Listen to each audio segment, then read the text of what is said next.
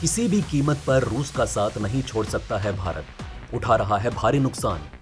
रूस से तेल खरीदकर रूस पर तो एहसान कर रहा है भारत, पर उठाना पड़ रहा है भारी नुकसान। देखिए कैसे अमेरिका और जापान ने चीन को अपनी ताकत का एहसास करा दिया। ले लिया क्वाड में भी की गई गुस्ताखी का बदला। चीन के सैन्य अभ्यास के बाद जापान अमेरिका के लड़ाकू विमानों ने भरी उड़ान। अमेरिका के राष्ट्रपति जो बाइडेन जब जापान में मौजूद थे, जब चीन और रूस के लड़ाकू विमानों ने संयुक्त रूप से उड़ान भरी थी। अमेरिका और जापान ने लड़ाकू विमानों को उड़ाकर चीन को अपनी ताकत का एहसास कराया है। चीन भी समय समय पर अमेरिका को अपनी ताकत का एहसास कराने की कोशिश करता रहता है। पिछले कुछ सालों से चीन ने साउथ चाइना सी और अन्य इलाकों में आक्रामकता भी दिखाई है। अमेरिका लगातार चीन को घेरने की कोशिश कर रहा है और उसके द्वारा उठाए गए कुछ हालिया कदम इस बात की पुष्टि भी करते हैं। वहीं दूसरी तरफ चीन भी समय समय पर अमेरिका को अपनी ताकत का एहसास कराने की कोशिश करता रहता है। अभी हाल ही में जब अमेरिका के राष्ट्रपति जो बाइडेन जब जापान में मौजूद थे, तब चीन और रूस के लड़ाकू विमानों ने संयुक्त रूप से उड़ान भरी थी। एक्सपर्ट्स का मानना है कि इस तरह ये दोनों देश अमेरिका को अपनी एकजुटता का एहसास दिलाना चाहते थे। अमेरिका और जापान की चीन को चेतावनी। दोस्तों, रूस और चीन के बम वर्षक विमानों की संयुक्त उड़ान के जवाब में जब जापान और अमेरिका ने जापान सागर के ऊपर अपने लड़ाकू विमानों की संयुक्त उड़ान को अंजाम दिया, साफ तौर पर अमेरिका और जापान की तरफ से ये चीन को चेतावनी दी गई कि यदि उसने इलाके में अपनी हदें पार की तो उसे मुंह तोड़ जवाब दिया जाएगा। जापान के रक्षा बलों ने गुरुवार को कहा कि बुधवार को अमेरिका और जापान के 8 लड़ाकू विमानों ने उड़ान भरी।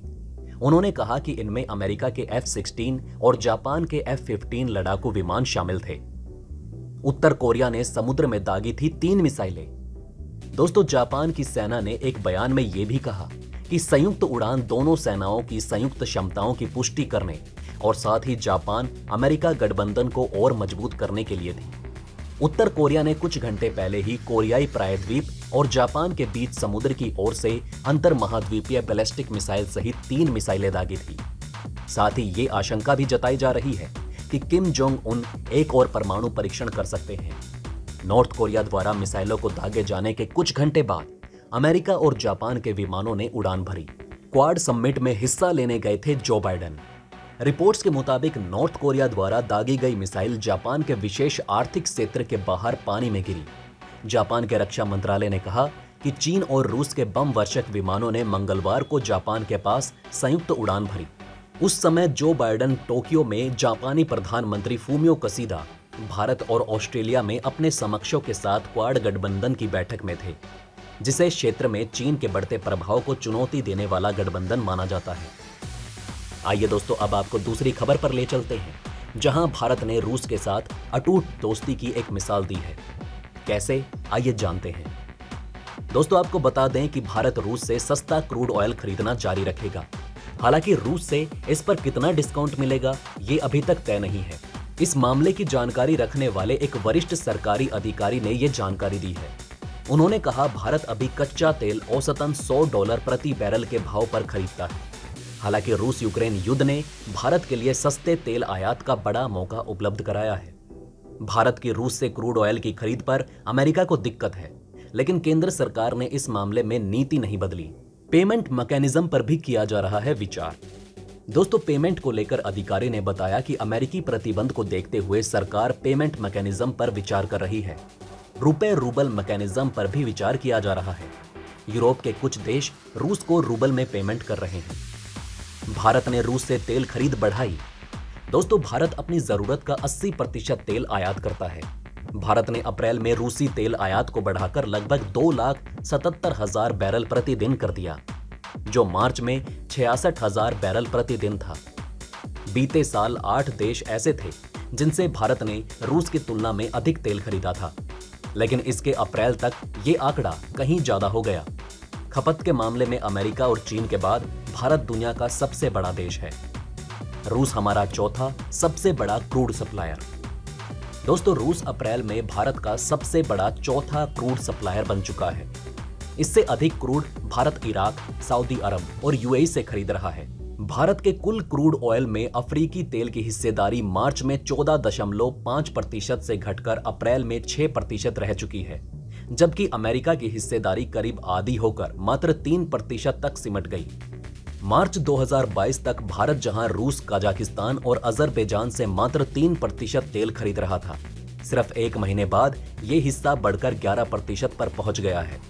रूस भारत को 4,87,500 बैरल प्रतिदिन तेल बेचने को तैयार है।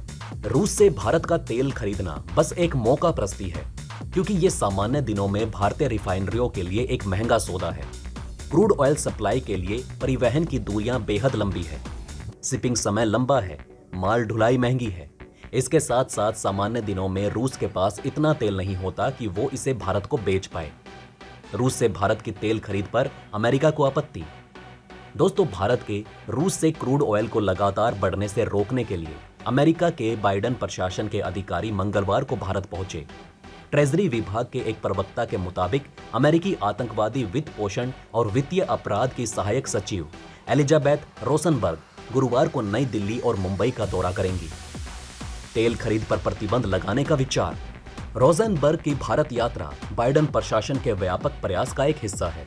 इसमें दुनिया भर में अमेरिकी सहयोगियों को अमेरिका द्वारा लगाए गए प्रतिबंधों और निर्यात नियंत्रणों के बारे में अधिकारियों और उद्योगपतियों को बताया जाएगा।